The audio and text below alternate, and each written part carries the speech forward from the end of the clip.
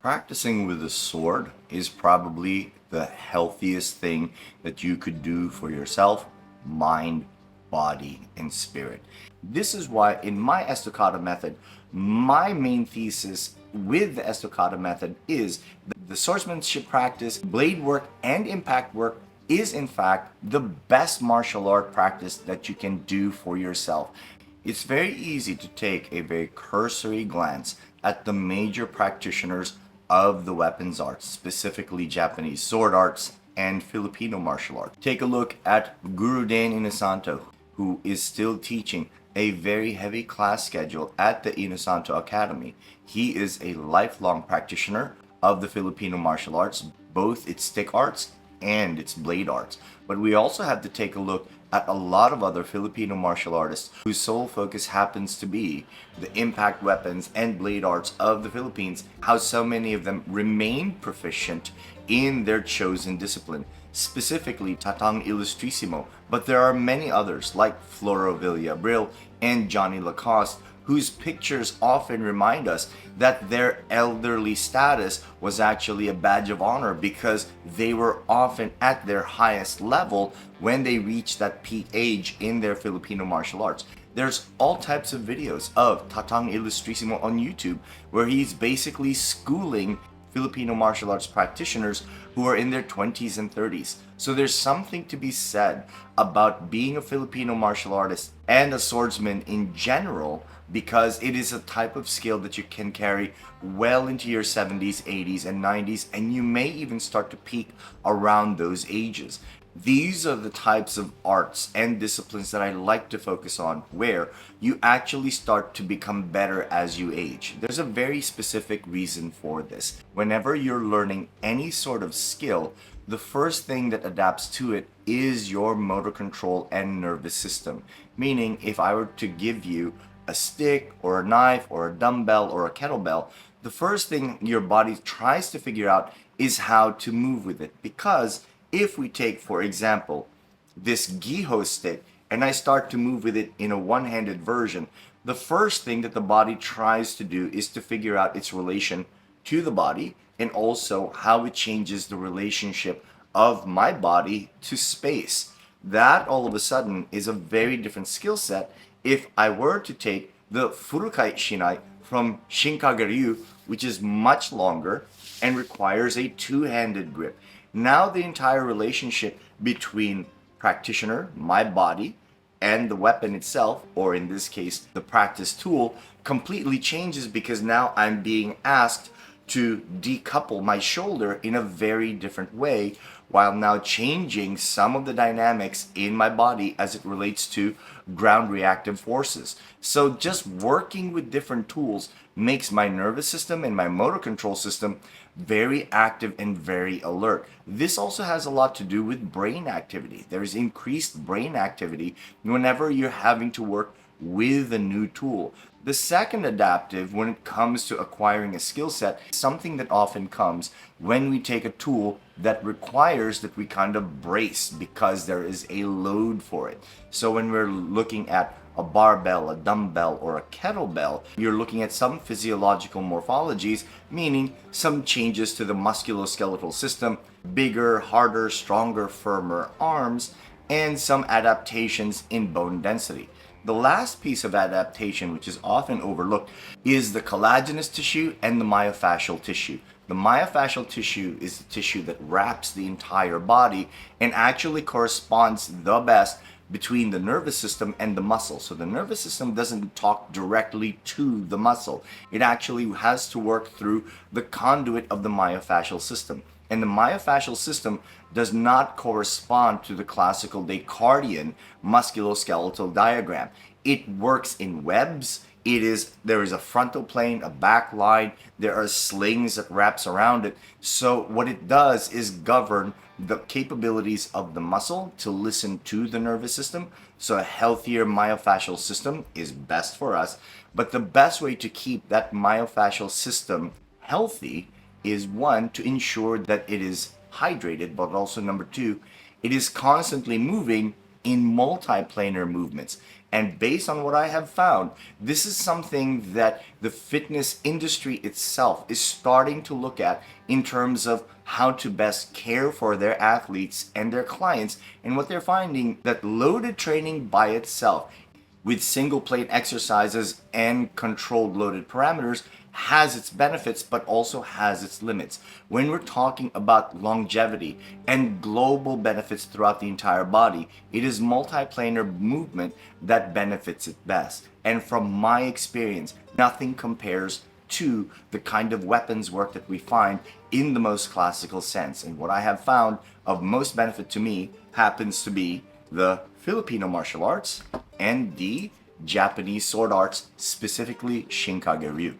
When you first learn a martial art, especially in the more modern sense, a lot of the martial arts that we have as it relates to empty hand training, the ones that are super highly effective, that are currently being espoused right now, your boxing, your Muay Thai, your Brazilian Jiu-Jitsu, your wrestling, a lot of that popularity is not just stemming from its effectiveness. It is the fact that we happen to live in a civilized society where our laws prohibit us as civilians to carry weapons. It is that simple. The only reason why we're not studying martial arts weaponry at the most massive sense and at the most pervasive sense is the fact that our laws, depending on what state you happen to live in, our laws prevent us from carrying big swords, big knives that completely regale our body. Because if that were the case, everybody would be studying Japanese swordsmanship, Filipino martial arts, and all types of weapons-based system because it is practical for us. But because the laws are where they are, it just happens to be that Muay Thai, boxing, and Brazilian Jiu-Jitsu and Jeet Kune Do happen to be these martial arts that are most prevalent. Prevalence of these martial arts is based on a legal technicality, not a matter of superiority. If it was a clear matter of superiority, there is no question that if a Brazilian Jiu-Jitsu black belt were to face somebody with even 6 months of training in a ginunting, I can assure you that the Jiu-Jitsu practitioner is going to want to switch sides and kind of go, hey my friend, could I borrow your ginunting please? Because it is that superior. So the first thing that I want to remind everybody of is that if you want to feel real self-empowerment, train with a knife, train with a sword, train in Japanese sword arts, train in Filipino martial arts, train in any martial art that puts a weapon in your hands, because if you really want to feel empowerment, that is something that you're going to feel immediately because you now understand, going back thousands of years of tradition, what your ancestor did. They carried weapons to defend themselves and their homestead. It is also your healthiest option for many reasons. One, if you're working with weapons, the first thing that weaponry does when you're moving with it, especially if you're with a good instructor, you get your steps in. There's a lot of focus on footwork. When I would practice in Shinkage-ryu or when I would practice in Filipino martial arts, there was always an emphasis on moving forward, moving back. And that footwork is exceptionally precise, so that if I'm going to put my right foot one way, that foot has to be within a certain distance, within a certain angle, within a certain type of postural orientation, so that I can really either use it in a defensive or offensive fashion. So not only do you get your steps in, it elevates your kinesthetic awareness to a much higher level. So you get your steps in, you elevate your kinesthetic awareness, and also you train your heart rate. And you train your heart rate in that one zone which tends to be overlooked, and that's zone 1, zone 2. Zone 1, zone 2 is gonna be on the lower side, maybe as low as 80 beats per minute and maybe as high as 130 beats per minute depending on your age. But that is the jogging state. That is your steady state. So instead of going for a jog or going for a walk, walking has some benefits. Jogging can have some problems if you already have some orthopedic issues. But the way to get around that is basically jog with your sword or jog with your knife. not literally jog with your sword or knife, but get your footwork in. So when you're in an FMA class or in a Japanese swordsmanship class, you're working with either a stick or you're working with a furukai shinai and you're getting your steps in, but you're also working your heart rate in that very healthy zone 1, zone 2, where your heart is actually benefiting as a cardiac muscle. The other one that's really important is motor control. Whenever my hand picks up a tool, especially if it's something that has an extended lever, the nervous system all of a sudden light up like a Christmas tree because it is trying to understand how it can maintain this particular posture so that this CPU is always oriented to the horizon and in a way so that it feels really stable. Your nervous system is not only working overtime to maintain that type of postural integrity, there's constant communication to the brain. So the brain all of a sudden completely lights up and it is in total awareness of the now. When you're working with a weapons-based martial art, it contributes to brain health and cognitive function simply because you are handling the tool. We haven't even gotten to hand-eye. We haven't even gotten to the benefits of grip strength, which is an early predictor of cognitive declines. I can't emphasize enough how important this is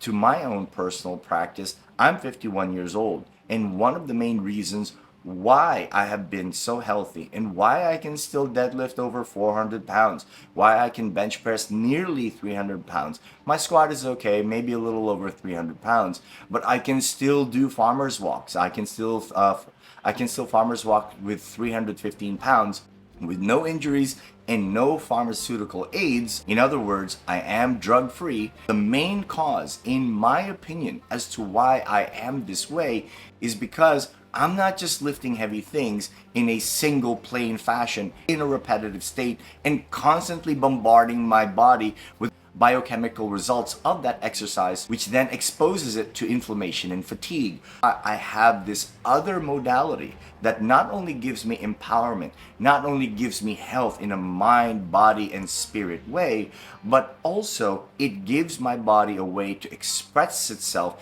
and develop itself from a motor control and neuromuscular perspective, but also in an active recovery perspective. Because I'm moving with tools and a weapon that moves in a multiplanar fashion that uses my entire body, I am increasing synovial fluid flow through all of my joints. That way they don't get creaky from excess benching or excess bicep curling or excess pull-ups or excess kettlebell presses.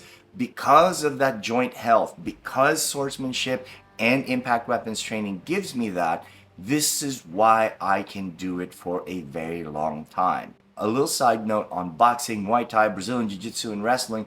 Those are great for self-defense and those are great for fitness. But we have to be very careful when we take a look at the long-term tolls of those sports. One of the key reasons, in my opinion, as to why those martial arts do not necessarily have a great track record of taking care of their athletes past their 40s and well into their 50s, and how so many of those athletes have recurring and chronic injuries into their 40s and 50s is because they don't have a health practice. There is no Muay Thai for health. There is no Jiu-Jitsu for health. There is no boxing for health. There is no wrestling for health. But I am here to tell you right now that the reason why so many Filipino martial artists and Japanese swords martial artists are practitioners well into their 70s, 80s, and 90s is because of the nature of the martial art itself. It utilizes the body, mind, and spirit to its fullest capacity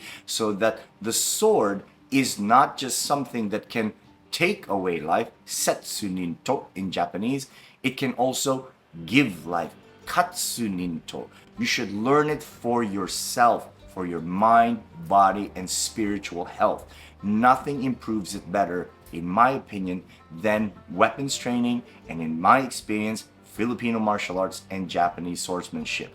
If you really want to empower yourself, do not forego your weapons training, your bladed arts, and impact arts simply because a legal technicality makes you think that it is impractical. It is in fact the most practical discipline that you can pursue not only for your self-defense, not only for your fitness, but also for your health-based practices for the long term and your quality of life. I really hope you enjoyed this video. Stick around, stay tuned, more videos to come.